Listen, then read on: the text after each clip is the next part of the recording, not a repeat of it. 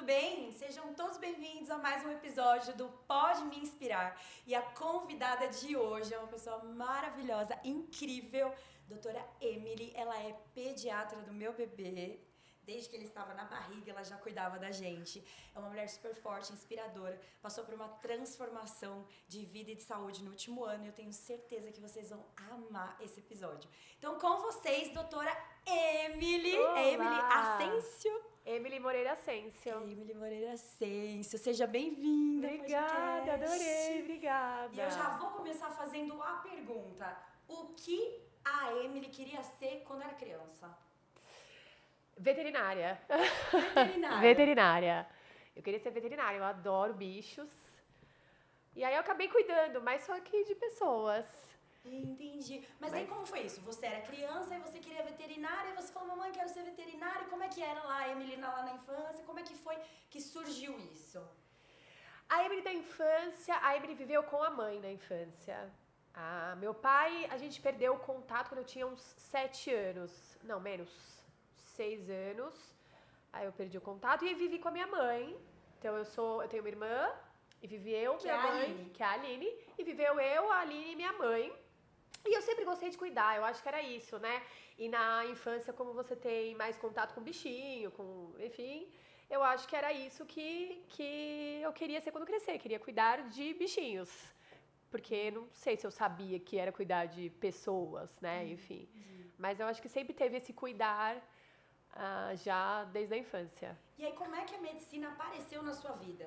A medicina apareceu na minha vida na escola mesmo, assim, no ensino médio. Eu nunca fiquei falando que eu queria ser médica. Eu não tenho um vídeo de, 6 anos. Eu quero ser médica. Não tenho. E aí, eu sempre fui muito bem na escola, né? Eu sempre fui uma aluna muito dedicada, sempre tirei muitas boas notas. Minha mãe era professora dessa escola. Então, ela foi professora de matemática da escola onde eu estudava, em São Paulo.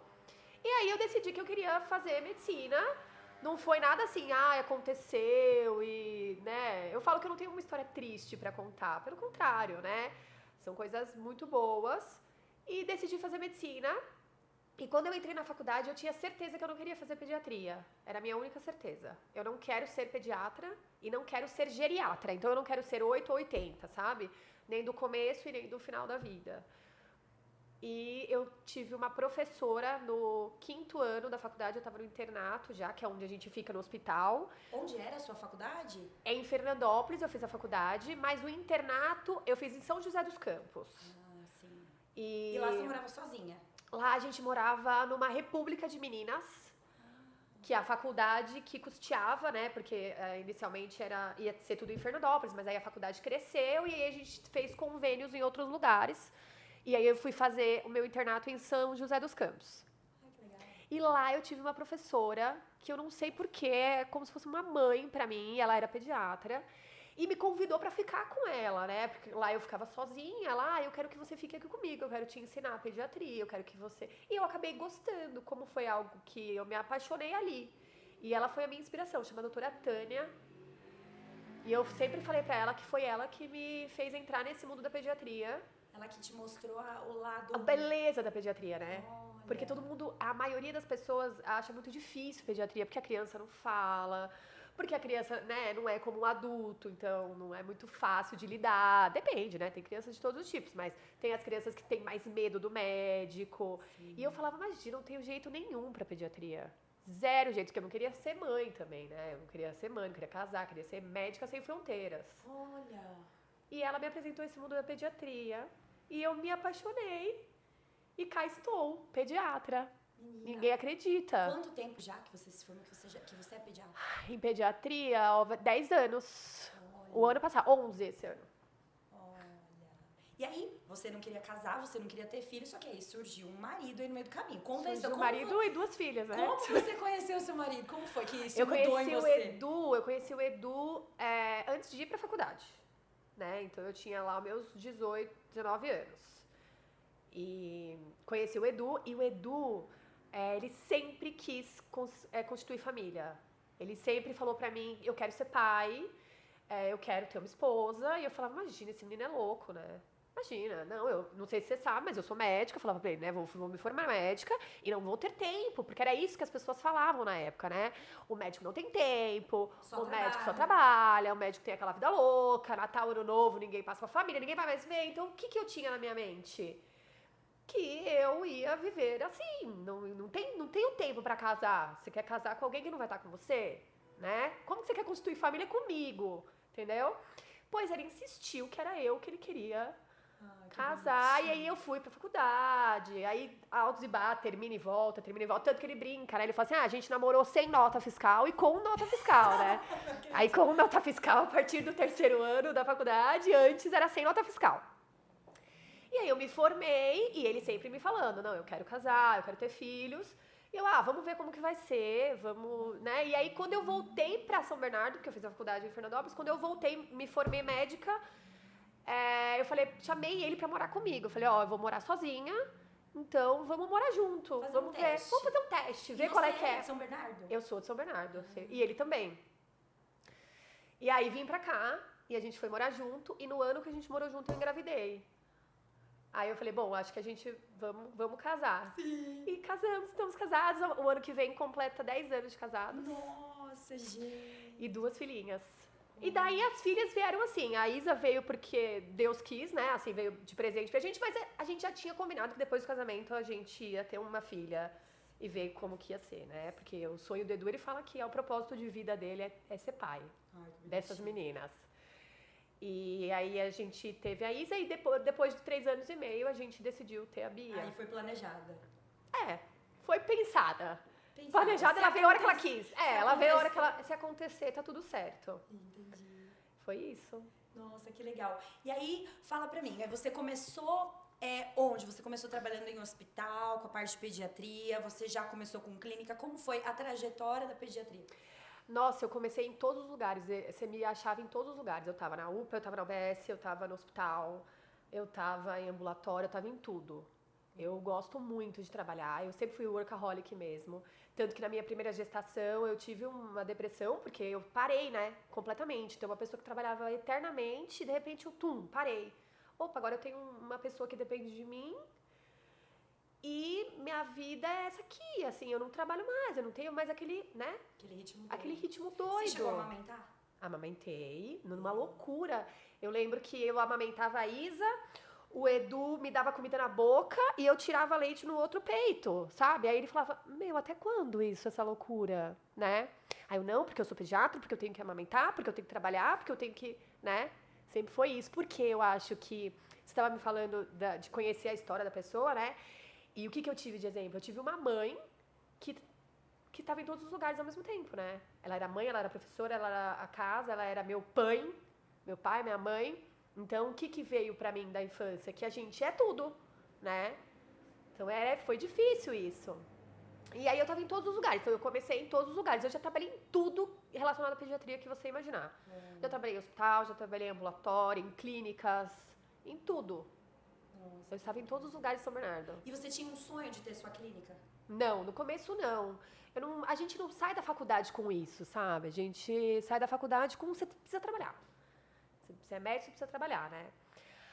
Mas aí eu via outros médicos mais velhos no plantão, né? Cansados. Eu falava, isso é o que eu não quero. Não tinha noção do que eu queria, mas sabia que aquilo eu não queria, né? E a maternidade me trouxe aquilo, né? Além de eu querer ser tudo, eu queria ser mãe também. Porque se eu me joguei nessa, então agora eu quero ser mãe. Então eu quero ver a natação da Isabela, eu quero ver a apresentação da Isabela na ginástica rítmica, eu quero ir na reunião da professora, que é 10 horas da manhã, entendeu? Sim. E aí não tem como eu estar num plantão que eu não posso sair. Sim. Entendeu? E aí eu fui migrando, então, para algo mais ambulatorial depois da maternidade. Não, eu quero um negócio que eu consiga fechar minha agenda para poder ser mãe também, né? Sim. Então a maternidade me trouxe isso. Eu quero ser mãe também, e daí não tá compatível com a vida que eu levo de médica. Sim, E por que eu perguntei se você amamentou? Porque eu amamentei o Henrico quase 2 anos e o que me fez dar uma desacelerada era isso. Eram pausas para amamentar e eu não tinha pausas na minha vida. E aí você falou, poxa, eu tô... Trabalhar, não para. Aí, de repente, no meio do dia, por mais que eu trabalhava de casa, ele tirava a soneca e eu trabalhava, eu tinha que parar. E aí, na hora que você tá amamentando, você tá amamentando. Exato, Por você tá mais que conectada ali. Você pode até fazer outra coisa, tirar o leite, mas você tá ali. E aí, aquilo te trazia um estado de presença. Eu falava, gente, que coisa, eu tô parada. Era um momento de pausa. Então, isso mudou uma chavinha na minha vida também por conta da amamentação. Coisa louca, né, gente? Isso é muito louco. A gente vira mãe, a gente acha que a gente não pode ter um período de paz, entendeu?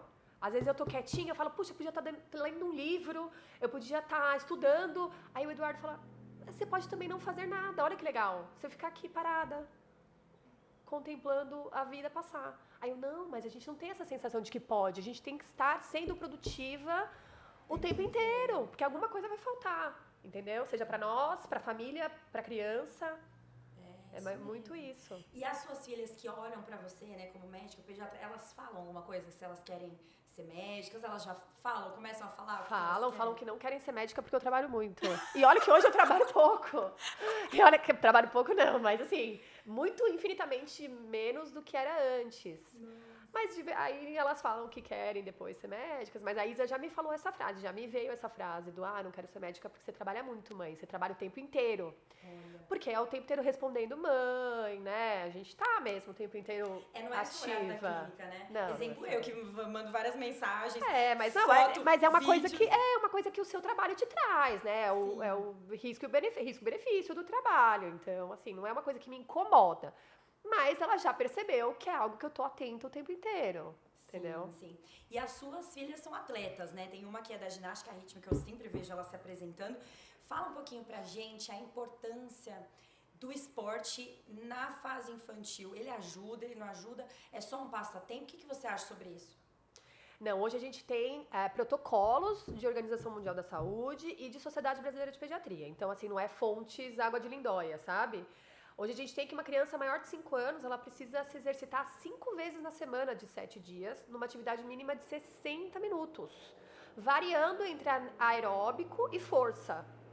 Olha. Exato. Então, assim, não é uma coisa que eu preconizo, é uma coisa que a Sociedade Brasileira de Pediatria preconiza e a Organização Mundial da Saúde. A partir de 5, você falou? A partir de 5 anos é essa frequência. Menor de 5 anos a gente tem uma frequência menor, Mas isso já tem um protocolo para isso, né? Então a Isa hoje ela é atleta, mas não por uma escolha nossa, tá? Por uma escolha dela. Hoje ela é uma atleta de alto rendimento. O que é uma atleta de alto rendimento? Então ela participa de competições pela escola. Então ela treina hoje de 3 a 4 horas por dia. 3 a 4 vezes na semana. Olha, fora do horário da escola, então estuda no período... Estuda no período da manhã, no período da tarde ela treina e participa das competições no final de semana. E é muito importante isso, né? Porque o que as pessoas têm em mente? As pessoas têm em mente de que, se eu colocar ele 5 vezes na semana, vai ser muito pra criança, né? Não é, gente. O corpinho é feito para se movimentar.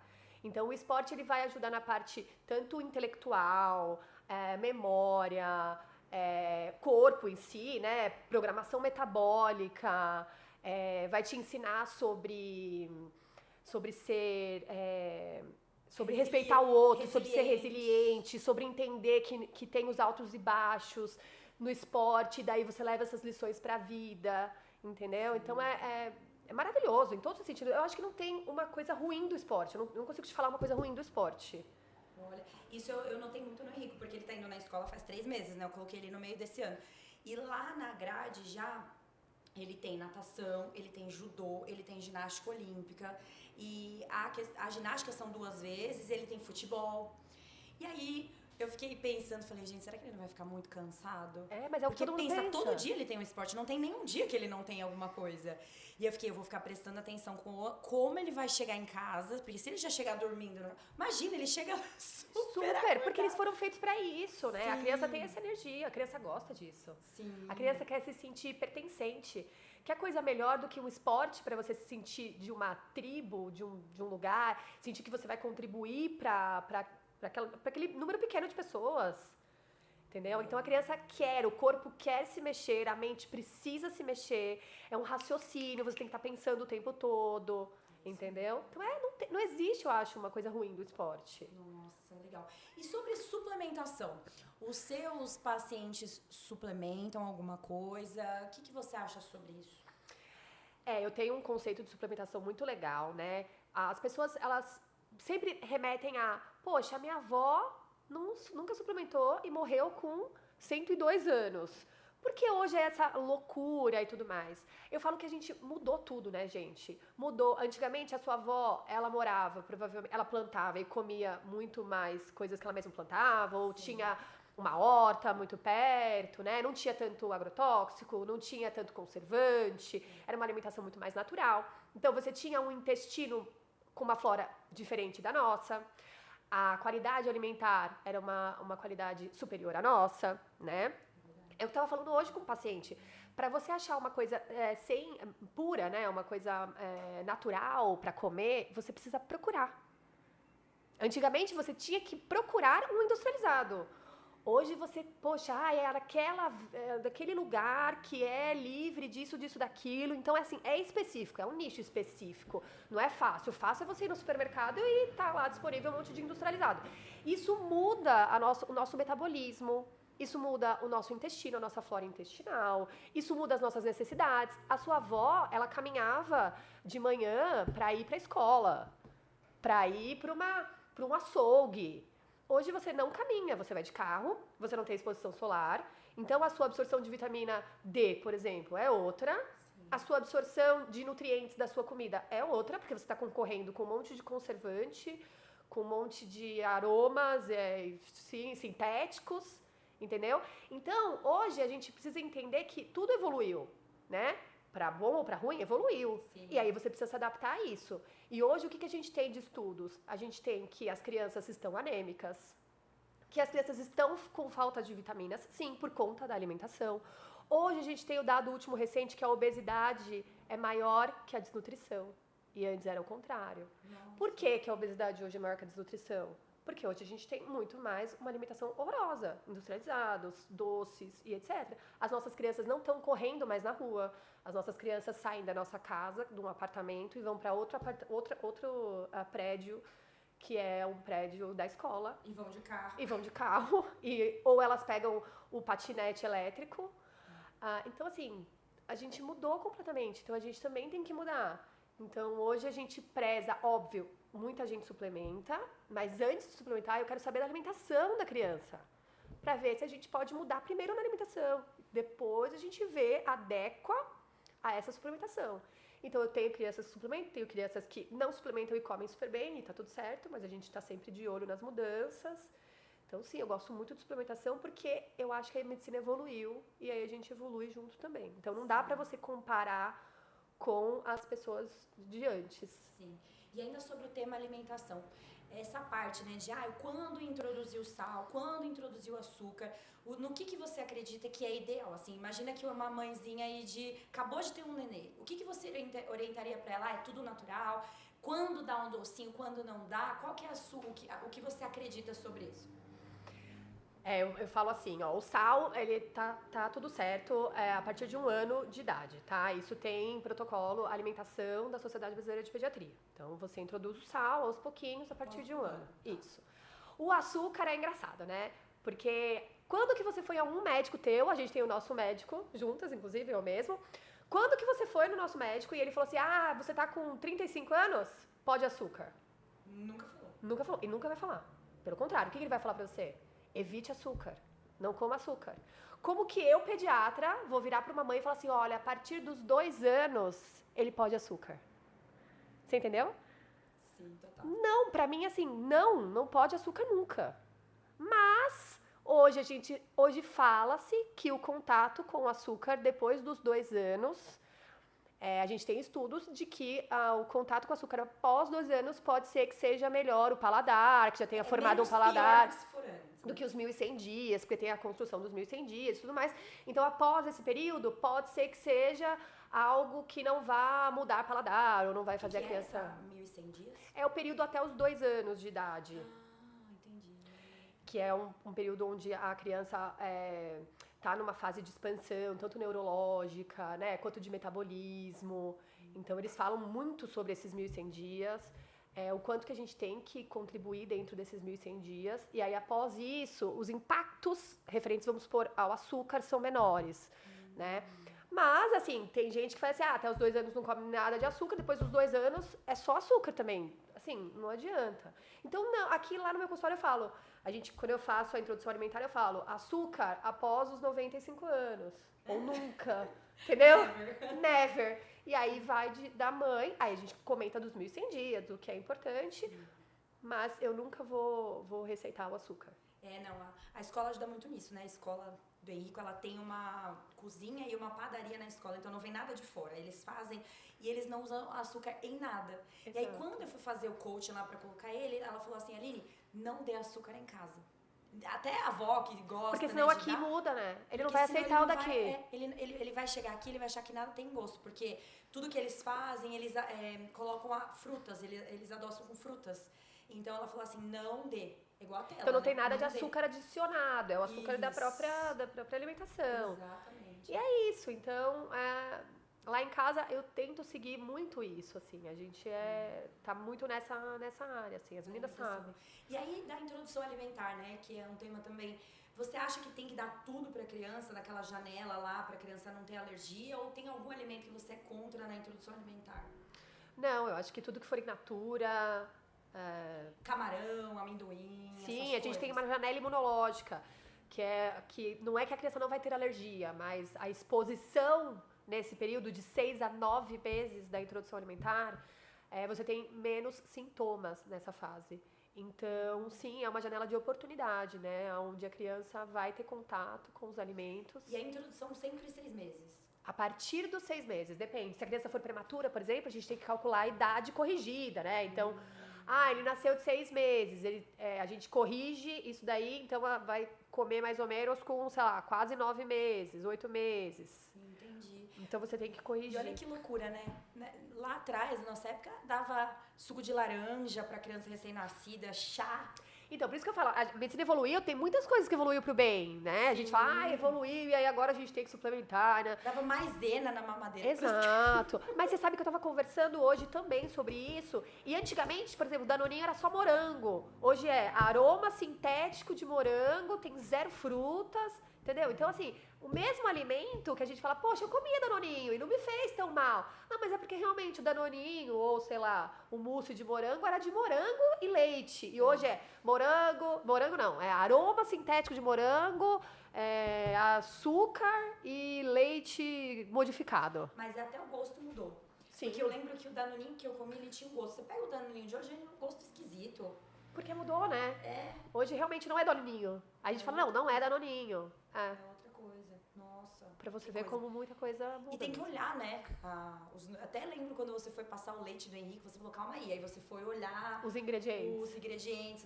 Ninguém olha isso, né? Não, eu faço uma compra de 3 horas, né? Porque eu fico olhando tudo.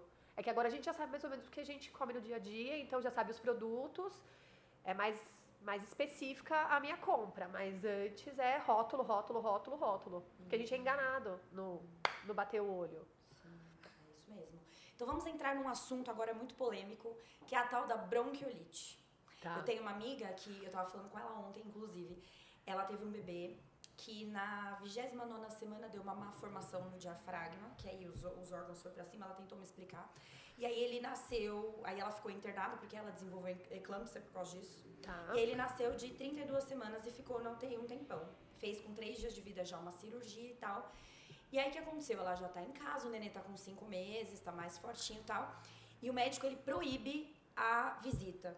E ela ficou assim, Aline, mas eu tô tão mal porque eu preciso ver gente, tal. E aí, se a pessoa não tiver com gripe, ela pode vir. E aí eu falei pra ela, então, mas se a pessoa tá com gripe e ela não tem sintoma? Então é muito complicado isso. E aí muitas mães não entendem quando estão com recém-nascido, porque não querem atrapalhar a visita. E qual que é a sua posição sobre visita a recém-nascido e bronquiolite? Não visitem. Não visitem o recém-nascido. A gente não sabe a situação da mãe. Nem só pensando em criança, tá? Eu não sei a situação da mãe, eu não sei como que foi, como que ela tá, né? Então, assim, não visitem o recém-nascido, não é hora de visitar o recém-nascido. A mãe tá entendendo como que ela vai amamentar, se ela vai amamentar. A gente não sabe as dificuldades que ela tá tendo. Aí a mãe precisa estar... É muito o patriarcal, né? A mulher, ela pariu, ela nasceu pra isso, então ela tem que estar linda, perfeita no segundo dia, sei lá que dia, né? Porque ela tem que mostrar o filho para a sociedade e ela tem que estar muito bem, linda, perfeita. Eu lembro de uma frase, eu não lembro quem me falou, ele falou assim, o seu marido, se você ficar assim, o seu marido não vai mais te querer. Né? Do tipo, você precisa estar bem pro seu marido, você precisa vamos lá, né? E eu lembro da primeira filha, eu queria estar bem. Então eu queria levantar e fazer a maquiagem que eu faço no dia a dia e falar, estou pronto, sou ótima mãe, nasci para isso. E eu tava só o pó, entendeu?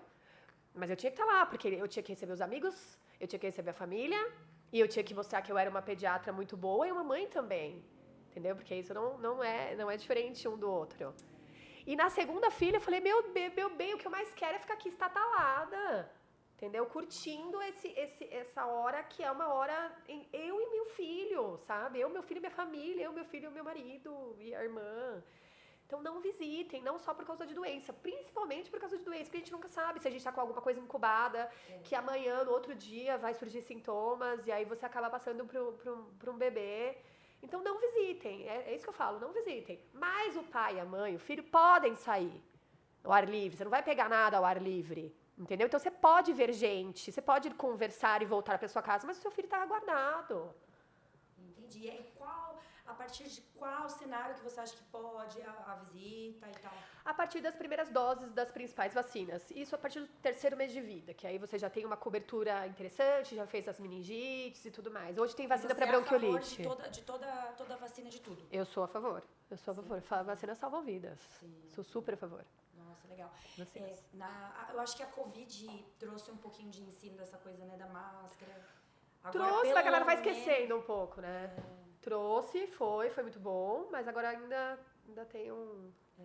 E no seu dia a dia, né, que você vê as mãezinhas lá indo com os recém-nascidos, qual a maior queixa que as mães têm de dificuldade na maternidade, que você acha como pediatra olhando? Qual a maior dificuldade delas com a criança? Sono. É a principal disparada. Principal disparada. E depois vem a amamentação. Logo na sequência, na rabeira, vem a amamentação. Mas sono eu acho que é o top 1 de queixas. E aí, o que você acha sobre o sono, assim? Qual que é que tem várias teorias, né? O que eu oriento de sono? Eu falo que a gente tem que ajustar as expectativas já de primeira. A criança, ela não tem um sono de adulto, né? Então, quando a gente entende isso, o que a gente escuta? Porque meu filho dormiu a noite inteira. A noite inteira, que ele quis dizer, é da meia-noite às 5 da manhã. Tem bebê que dorme, porque se você colocar ele às 7 horas da noite pra dormir, ele vai acordar meia-noite pra mamar, pra viver, porque ele não entendeu, ele não sabe nem... Esterogestação, a teoria da esterogestação é que você precisa mimetizar um útero até o 3º mês de vida, porque a criança não entendeu ainda que saiu da sua barriga. Então ele vai entender que é dia, que é noite, que tá todo mundo dormindo, que não, né? Então o que eu falo na primeira consulta é uma questão assim, vamos ajustar as expectativas. Tá? Ele não vai dormir como vocês acham que ele vai dormir. Que é, acabou o dia, 7 horas eu vou colocar, vou dar um bem, vou fazer toda a rotina, porque a gente vai, se eu fizer uma rotina perfeita, vai dar certo. Nem a gente, quando faz uma rotina perfeita, não dá certo. Então, vou fazer uma rotina perfeita, vou colocar ele pra dormir, aí ele vai acordar uma vez pra mamar, e aí depois ele vai dormir e vai dar tudo certo. Não. Eu tenho crianças que são diferentes, né? Muitas crianças, elas são todas diferentes. E a gente tem vários padrões de sono. Eu tenho umas que chegam muito bem, aí eu falo, calma, que vai ter uma época aí que vai ser difícil. Então, eu acho que ajustar as expectativas em relação a isso não é amedrontar, mas entender cada criança. Olha, ele sempre dormiu muito bem, mas agora, com 5 meses, ele ficou diferente. Aí vamos avaliar, tem um dente nascendo, ou acabou de ficar doente, ou vai ficar doente. Então, assim, tem muitas coisas na infância de altos e baixos que acabam atrapalhando o sono. Então, a gente entendendo que não é a mesma coisa, que é uma adaptação, que é algo que ele vai aprender, até a parte de hormônio, melatonina, aos pouquinhos, a gente consegue ajustar essa intenção. Nossa, o Henrico, eu acho que ele acordava de 3 em 3 horas, ele ficou muito tempo, assim, acordando de 3 em 3 horas.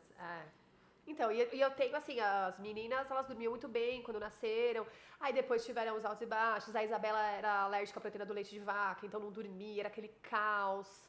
Aí com a Beatriz já foi diferente, porque aí a gente já deixou ela dormir, eu fazia cama compartilhada com ela, aí foi muito melhor. Então, cada pessoa é uma pessoa. Assim como tem os bebês que... E você é a favor da cama compartilhada? Eu sou a favor. Quando é uma cama compartilhada segura, eu sou a favor, né? Então a gente tem também protocolo para cama compartilhada segura. Então, dicas de como fazer a cama compartilhada segura. Sim, eu fiz cama compartilhada segura com as 2 filhas e foi ótimo. Então eu também fiz, até pro meu próprio bem-estar, porque amamentava, ele acordava, né, de 3 em 3 horas. Exato. Aí chegou um momento que eu falei, gente, eu só vou deixar que ele deixe ele Mas é o que eu faço, eu fui uma mãe, eu fui uma pediatra infinitamente melhor depois que eu tive filho. Isso que eu ia perguntar. O que mudou? Porque, obviamente, né, a pediatra ela vai cuidar da criança, mas a pediatra mãe é diferente. Eu tenho uma amiga, inclusive nossa vizinha, e ela falou, Aline, nunca mais na minha vida eu vou falar das mães. Eu já pedi perdão pra tantas pacientes, porque a filha dela não dorme na cama, só dorme no colo. E ela falou, Aline, eu sempre criticava as mães, falando, não, mas não pode, não sei o que lá. Ela falou, agora eu entendi. Então, o que a maternidade mudou na sua conduta como pediatra? Tudo. É se pôr no lugar, né?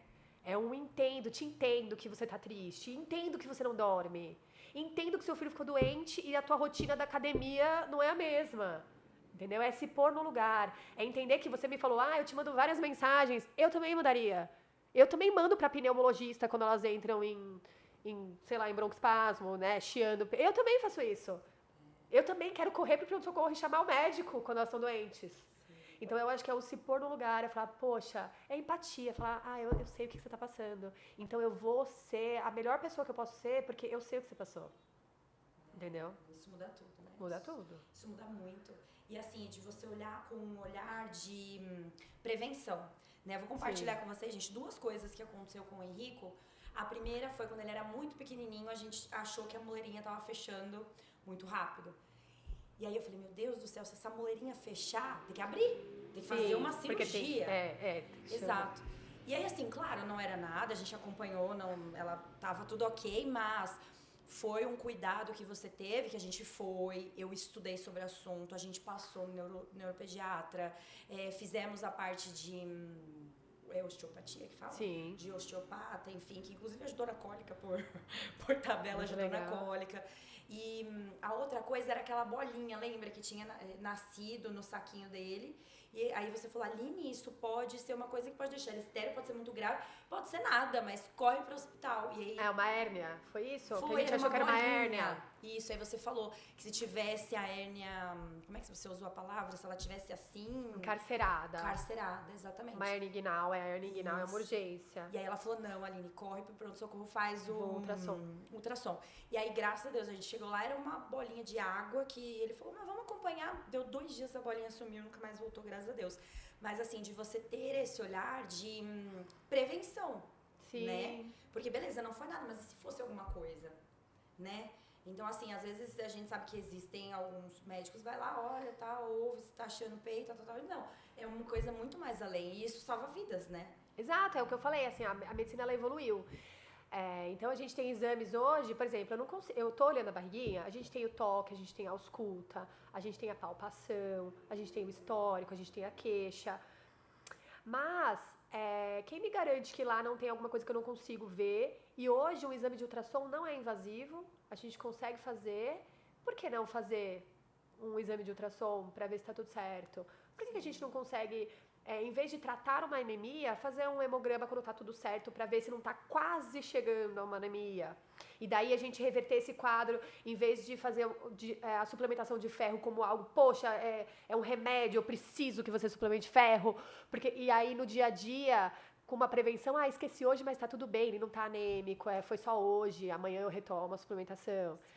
Sabe, é diferente você tratar uma doença e entender que se você mudar o hábito, eu vou dar um exemplo. A minha sogra estava com uma insulina alta e uma hemoglobina glicada mais alta. Não era igual a um diagnóstico de diabetes, mas eu falei para ela, olha, tá caminhando para isso.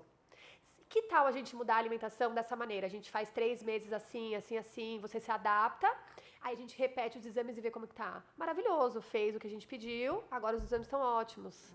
Então eu afastei ela, em vez de chegar e falar assim, poxa, você tá diabética, agora a gente vai ter que tomar insulina ou um remédio para resistência insulínica. Não, a gente fez os exames antes, a gente fez os exames preventivos, viu que estava ali, mudamos a alimentação e conseguimos chegar num resultado legal. Antes de se tornar uma diabética. entendeu? Pra isso, obviamente, precisa investigar, né? E muitas mães são contra fazer exame, né? Porque não quer que fura o filho. Você pede exame pras criancinhas? Peço exames e na Sociedade Americana de Pediatria eles falam que é uma triagem simples, com exames simples, nada, uma lista de exames, mas assim, pelo menos metabolismo do ferro, vitamina D, a gente precisa... metabolismo de ferro, eles falam, tá? De protocolo, a gente precisa investigar, tá? Porque a gente tem uma alta taxa de anemia na infância, até por conta gestacional e etc. É importantíssimo investigar, né? Porque às vezes a mãe não quer que fura, e aí tá acontecendo uma coisa lá que vai ser um problema muito maior. E aí depois vai furar muito mais. Exatamente, né? Exatamente. Então, claro, as crianças dão sinais, mas a maioria das doenças dão sinais quando elas já estão instaladas.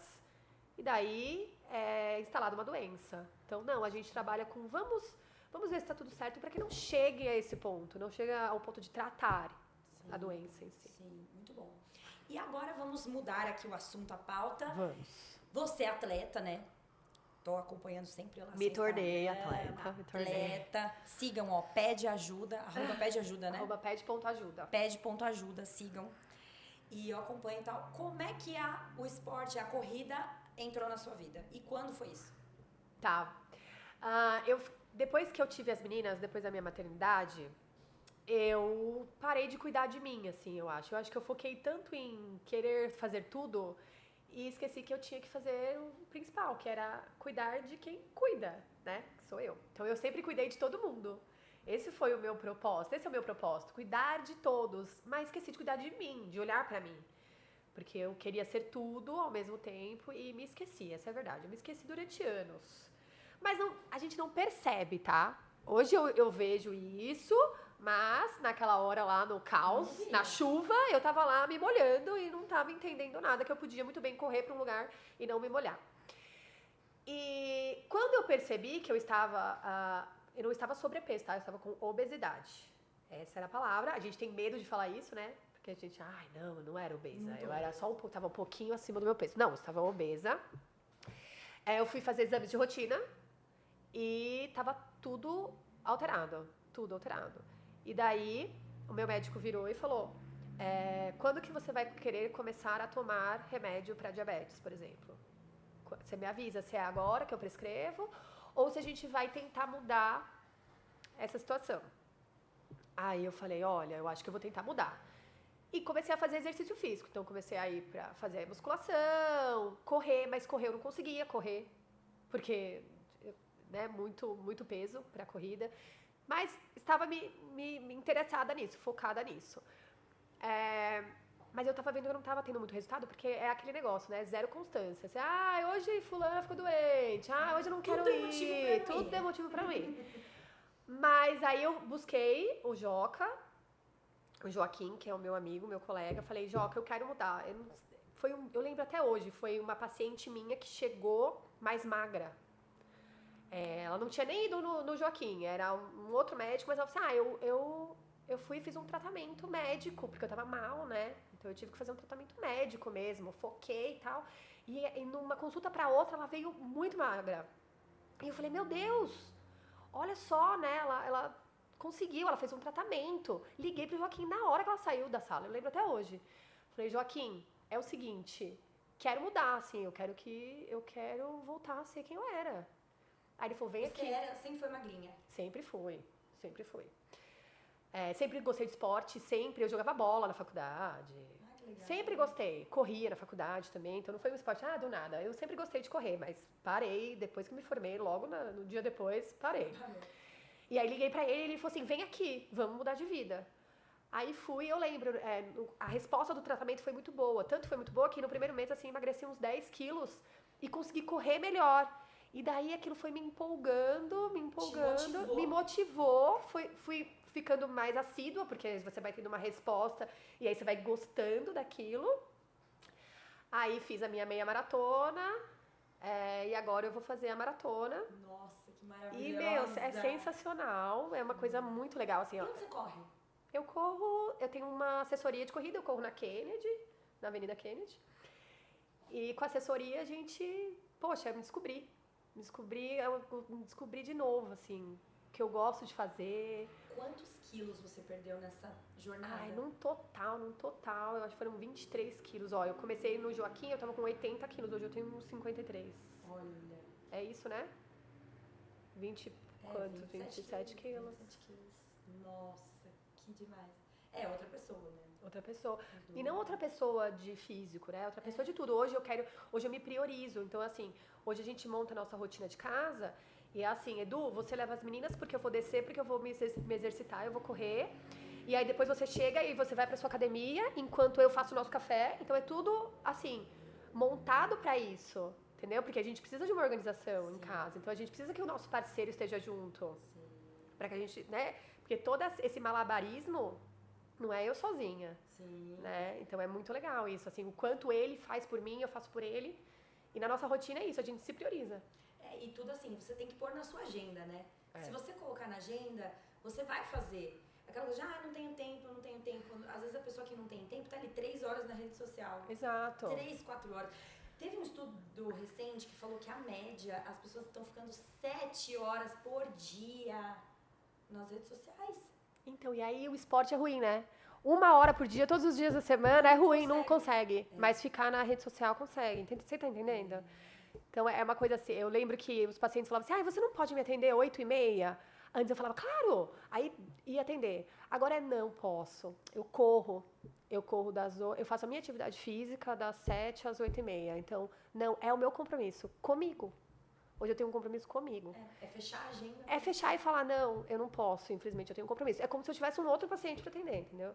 Sim. Não dá pra atender 2 pacientes ao mesmo tempo. Então, não posso. Hoje eu tenho um compromisso e não consigo, que é um compromisso comigo. Isso.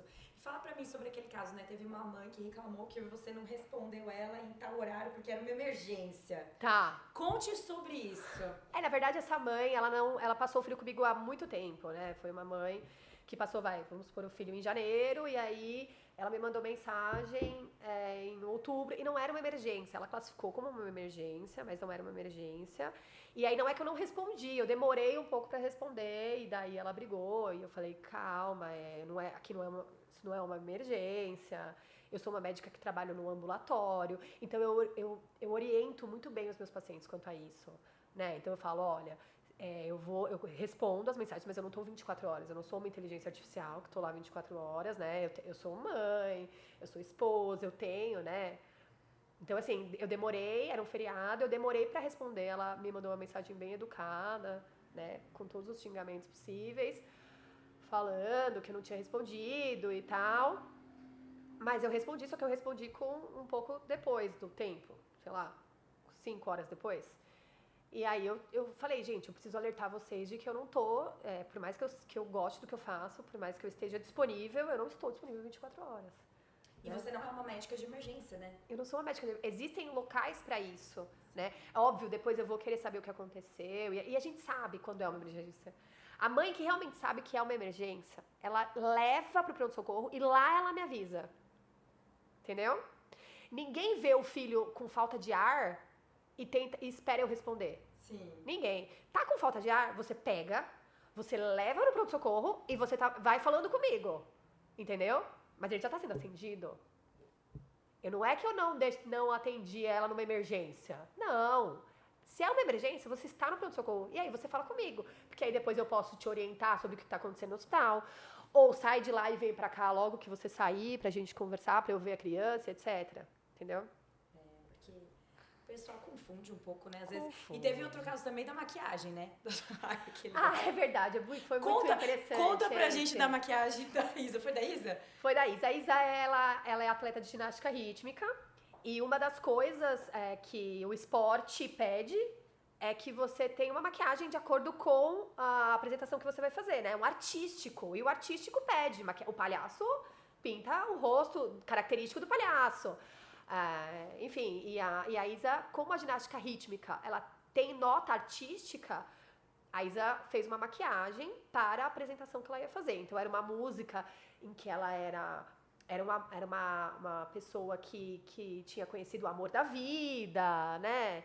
E aí ele tava feliz e tal. E aí ela apresentou o aparelho corda, e ela fez uma super maquiagem referente ao artístico da ginástica rítmica. E uma moça colocou no meu Instagram, mandou uma mensagem assim, nossa, como que você, pediatra, deixa sua filha se maquiar com uma maquiagem tão forte dessa? Aí, na verdade, eu nem tinha. Eu falei, olha, gente, é o seguinte, a Isa, ela é uma ginasta, isso faz parte do esporte. Não é que ela foi pra um baile funk, eu até coloquei, ela não vai pra um baile funk, ela foi para a competição dela, onde a nota, né, também está relacionada a essa parte artística. E aí, a Dinda dela, a madrinha dela, ela é dermatologista. E ela cuida da Isabela, né? Então, ela manda os sabonetes pra idade, né? Eu brinco que ela fez um skincare melhor que o meu. O skincare dela é melhor, muito melhor que o meu. E ela tomou as dores. Ela falou, gente, pelo amor de Deus, eu entendo que criança não pode, né? Mas assim, você também não pode falar qualquer coisa na internet, né? Como se fosse um negócio exato. E assim, como se a gente não fosse alguém desinformado. E assim, eu como pediatra. Não, eu como pediatra, inclusive, saberia, sei te dizer que aquilo era específico para o dia da apresentação, né? Então ela não põe maquiagem pra descer lá embaixo pra brincar com as crianças. Então é isso, a internet traz disso um pouco também, né? A internet me fez muito bem, mas me traz isso Tem também. algumas coisas, Tem. né? De alguns Uns haters. Ai, É chique ter hater. Chiquérrimo. E aí as suas filhas, elas começaram a ir pra escolinha com que idade? Muito cedo. A Isa foi com 6 meses, 7 meses. E a Bia nasceu na pandemia, né? Ah, verdade. Então a Bia começou a abrir escola. Foi aquele abre e fecha, mas com 8 meses ela foi, aí saiu, aí foi, saiu. Mas elas começaram cedo, antes de 1 ano de idade. E aí, como foi? Elas ficaram muito doentes? Como foi essa A Isa adaptação na escola? A Isa ficou bem doente, mas doenças virais de escola mesmo. A Bia menos. Eu não sei se é porque ela tinha irmã, eu acho que é isso, né? Tem a irmã, acaba já ficando doente de pequenininha. Mas a Isa foi mais pesado, assim, eu tenho uma lembrança mais... E a adaptação escolar, como foi pra você, assim, deixar a filha na escola? Como foi? Foi tranquilo? Você se sentiu culpada? Como foi pra você como mãe? A Isa foi mais fácil, a primeira. A gente acha que é o contrário, né? Que a segunda vai ser mais fácil porque a gente já tá... Não, a Bia, ela era aquela filha que pegava até o último dedinho. Não! A Isa não, a Isa sempre gostou de escola. Então ela me dava tchauzinho e entrava na escola. A Bia não, a Bia sofria realmente em ficar na escola. E aí eu sofri com a Bia muito. Muito mesmo. Ela falar assim, pode ir embora. E eu ficava em volta da escola, esperando eles me ligarem. Pra ver se... Porque pra mim E não alguma tava... vez ligou? Não, foi tudo muito bem. Voltar. Mas eu ficava lá. E eu lembro que eu fui no shopping e aí eu encontrei minha mãe. Na hora que a gente vê a nossa mãe, né?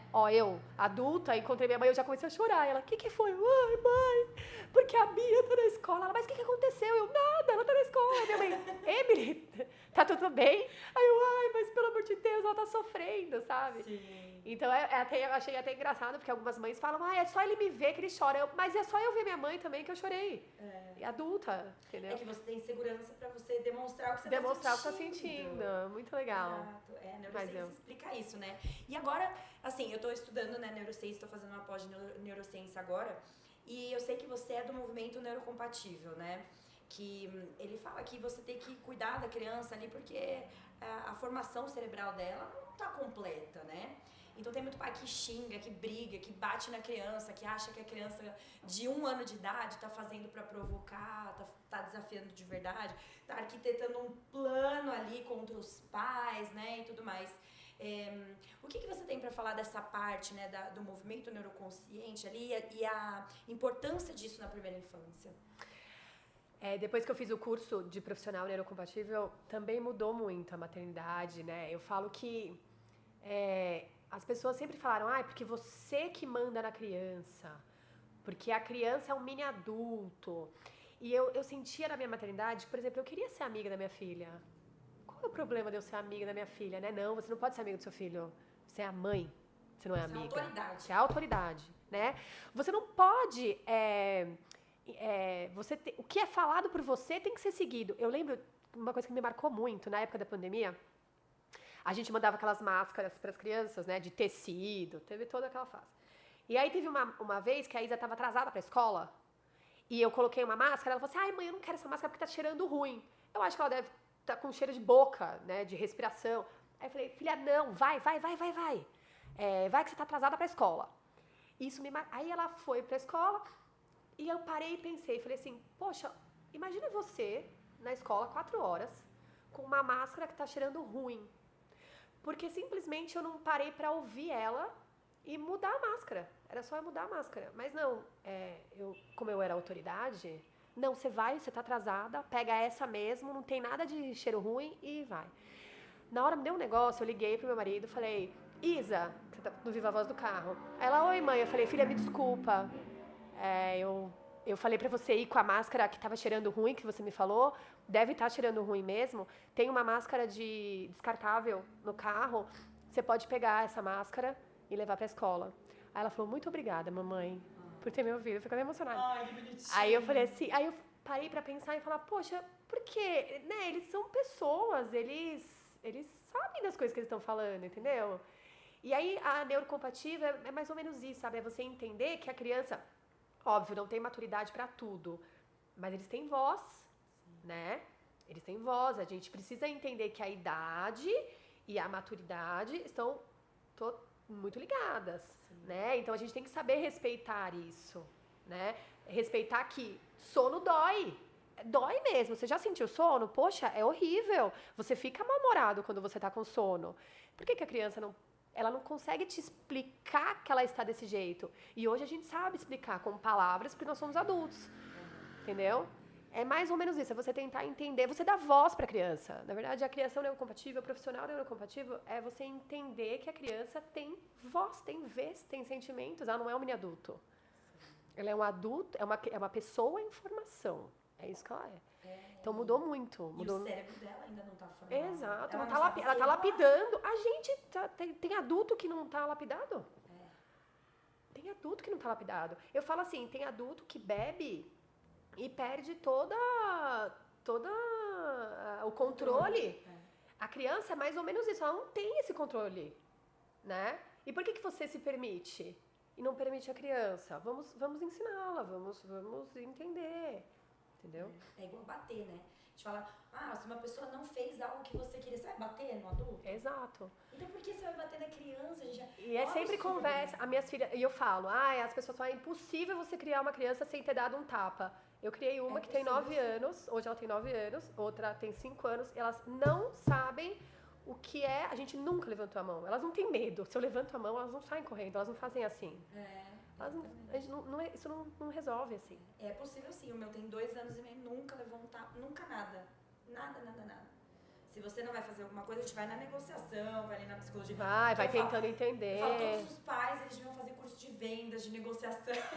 Pra tentar sair, Cada colher que ele não quer. Olha, um pedacinho de tomate, que delícia. Mas é difícil isso, a gente não teve isso, né? A gente não teve isso. Então é difícil você quebrar um paradigma, você quebrar uma corrente. É muito difícil você nadar ao contrário. Eu falo que eu sempre fui assim na pediatria, né? Eu acho que o destaque meu da pediatria foi isso. Eu nadei ao contrário de muitos pediatras. Muitos. Eu defendia que podia dormir sim, juntos. Eu defendia que sim, você pode dar voz pro seu filho. Eu defendia que é interessante você ter uma boa alimentação, você ser mãe chata, as pessoas te olharem torto, não receber visita. Então eu fui contra. Eu nadei contra porque eu acreditava nisso, porque a minha maternidade foi assim. Eu falei, dá sim pra fazer. Vamos comigo? Você topa? Aí a mãe falava, poxa, eu topo, porque eu sinto que é isso mesmo também. E aí ela falava pra amiga dela que tava se sentindo mal, porque ia no pediatra e não conseguia falar. Porque o pediatra falava assim, não, porque tem que dormir na cama dele, ele tá dormindo na sua cama. E você mentia pro pediatra. Você falava assim, ele tá dormindo na cama dele, mentira, tava dormindo com você. Não é gostoso chegar e falar assim, poxa, tá dormindo comigo? Nossa, é muito gostoso sentir o cheirinho dele, né? Aproveita que você vai sentir falta. É gostoso você confiar numa pessoa a ponto de conseguir falar tudo que tá acontecendo. E o que você acha daquela teoria que pra criança dormir sozinha, você deixa ela chorando, que ela vai aprender a dormir sozinha? Não, isso chama desamparo aprendido. A criança aprende, não é que ela aprende a dormir sozinha, ela aprende que ela não tem ajuda quando ela precisa. Isso chama desamparo aprendido, tá? Isso tem um estudo que eu acho, eu não tenho detalhes desse estudo, eu não lembro detalhes, mas era numa creche onde os bebês eram todos quietinhos. Por quê? Porque eles aprenderam que não adianta o choro, que eles não vão ser atendidos. Exato. E não é que eles eram uma amostra de bebês comportados e que dormiam maravilhosamente bem. É que eles não tinham isso, né? Porque não tem, imagina, 20 bebês naquele local e uma pessoa, talvez, para amparar um ou outro bebê, eles aprenderam que não adianta. Então, isso chama desamparo aprendido. E não é que ele aprendeu a dormir. É verdade. Eu postei um conteúdo ontem, inclusive, na minha página no Instagram, que tem um pesquisador, ele se chama Harry Harlow, ele fez uma pesquisa com macaquinhos. O que eles fizeram? Pegaram 2 mães artificiais e colocaram com os macaquinhos recém-nascidos. Uma mãe, ela era toda de arame, só que ela tinha uma mamadeira que descia o leitinho. E a outra mãe era uma mãe toda fofinha, toda aconchegante, mas ela não tinha leitinho. E aí a pesquisa era, qual será as duas... A preferida. Que os macaquinhos vão adotar, porque uma dá comida, mas uma é fofinha, vai dar aconchego. E eles viram que os macaquinhos todos, quando eles estavam em perigo, eles iam pra mãe fofinha. Eles só iam pra mãe de arame pra pegar o leitinho. Quando eles estavam com necessidade fisiológica. Exato. Aí o que acontecia? Eles colocaram, é até triste falar que fez isso, mas colocavam um macaquinho em situação de perigo, em situação de luta e fuga. E eles corriam pra mãe fofinha. Eles só iam na mãe de arame quando eles queriam comer, aí tomavam o tetezinho e voltavam pra outra mãe e ficava lá agarradinho. Ele é o conforto, a mãe fofinha era o conforto. Era o conforto. E aí o que eles notaram nessa pesquisa? Que o ser humano, a nossa espécie, ela precisa primeiro do apego até antes mesmo do alimento. Que ele vai preferir o apego, o colo, antes mesmo de uma necessidade de sobrevivência. E eles fizeram essa pesquisa e, cara, eu falei assim, gente, olha só, e aí tem mãe, tem pai que não quer dar colo. Não pega no colo, senão vai ficar mimado. E se você deixar dormir com você, vai ficar mimado, vai crescer um adulto dependente. E é o contrário, né? É o totalmente contrário. A criança cria independência a partir do momento que ela sabe onde ela vai voltar, que ela tem onde voltar, que tem um marco zero pra ela. Então eu vou voar porque eu sei que se der errado, eu tenho onde voltar. Aí você torna uma pessoa cada vez mais decidida, mais independente, mais segura, né? A outra pessoa, ela vai querer fugir dessa situação. Por isso que as pessoas mimetizam com falam que é uma independência. Na verdade, não é uma independência, é uma fuga. Sim, é que fala que é uma... Ah, não, nossa, ele tá morando nos Estados Unidos. Foi pra lá por quê? Porque eu fiz meu filho independente. Não, na verdade, se você for conversar com ele, ele fugiu.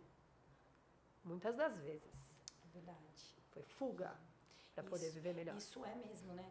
E essa parte, né, da infância, de você fazer essa criação com apego, é tão importante que a maioria dos traumas que acontecem na vida da pessoa é na infância, né? É na infância.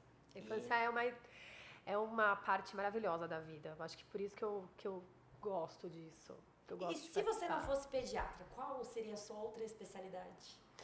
Nossa, eu não tenho a mínima ideia. Eu acho que eu nasci pra ser pediatra. Assim, eu não tenho um outro caminho. Sabe quando você se encontrou na vida?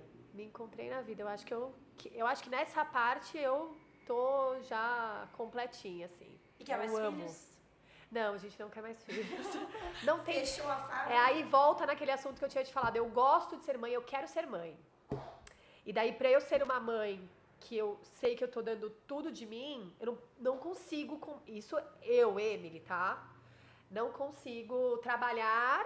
Então, uma coisa que eu gosto também, e ser mãe demais, entendeu? Eu acho que eu vou estar faltante, ou vou correr demais em cima de mim e vou acabar me atrapalhando. Então, a gente decidiu que as duas maravilhosas era tudo que a gente precisava nessa vida. Muito bom. E se você tivesse que agradecer a alguém nessa vida, quem seria? Minha mãe, eu acho. Se você pudesse falar alguma coisa pra ela, o que você falaria? Que ela me inspirou. Que ela pode vir aqui falar no podcast. Vou convidar a sua mãe. Pode falar. Ela é muito 10. Muito legal. E se você tivesse um recado final pra falar pras mamães aí de primeira viagem que estão com medo da maternidade, que estão achando muito difícil, ai, a criança, o que você falaria pra essas mamães? Ai, que é a melhor coisa do mundo. Que a gente tem, que é muito normal sentir todos os sentimentos que a gente sente ao longo da maternidade, que muitas vezes a gente fala, poxa, o que eu fiz, né? Por que tava tudo tão certo, né? E aí agora essa bagunça se organiza, a casa volta a ficar organizada, e é uma coisa que eu acho de verdade que a pessoa não consegue, eu acho que o único sentimento que você não consegue é um sentimento que a gente não consegue nem explicar a maternidade, o ser mãe, né? Eu acho que você precisa experimentar isso nessa vida. Você precisa viver esse sentimento nessa vida. Não é possível, eu não consigo imaginar uma pessoa que não queira viver isso. Que faz parte de uma jornada. É engraçado, né? Demais. Tem gente que não quer. E respeito, mas Em algum momento você também, né? eu não pensava quis, diferente. exato. E hoje eu falo, não, eu precisava. Nessa jornada dessa minha vida, eu precisava sentir isso, esse amor, não sei nem explicar. Ouvir o seu coração batendo em todos os lugares aí, onde elas passarem. É muito legal. Demais, né? E é sensacional essa sua história, porque é isso, né? Muita gente vê lá você, a posição que você tá, tudo que você faz, acha que, não, é forte, é isso mesmo, não, tem cada coisa, né? E a gente sente que a gente tem que dar conta de tudo, é a casa, é o trabalho, é a maternidade, que você tem um esposo super parceiro, mas tem coisas que a mulher, né? A parte de exame, de médico, não sei o quê, a alimentação fica com a mulher, né? Ainda é muito peso na mulher, né? Por mais que você tenha uma pessoa muito parceira, ainda tem a mulher como principal da maternidade. Por isso que talvez a decisão de ter mais filhos ou não fica bem mais com a mãe do que com o pai. É verdade, eu também acho. Gente, que incrível! O que mais eu vou dizer sobre isso depois de tudo? Eu falei, a gente chega no ponto alto da gravação, né? Então, é o ápice, muito legal. Então, gente... É isso, eu espero que vocês tenham gostado desse bate-papo, que pra mim foi maravilhoso, fez até eu chorar no meu podcast, maravilhoso. Então, sigam a doutora Emily, pede.ajuda no Instagram, ela dá dicas maravilhosas. E Emily, obrigada. Obrigada a você, eu adorei. A Aline me convidou, eu não sabia nem o que era, eu falei, topo, topo porque eu sei que tudo que ela faz é muito legal, e eu adorei, de verdade. Muito bom. Foi então ótimo. É isso, gente, um beijo a todos. Se inscrevam no canal, curtam, compartilhem e até o próximo vídeo. Tchau, tchau!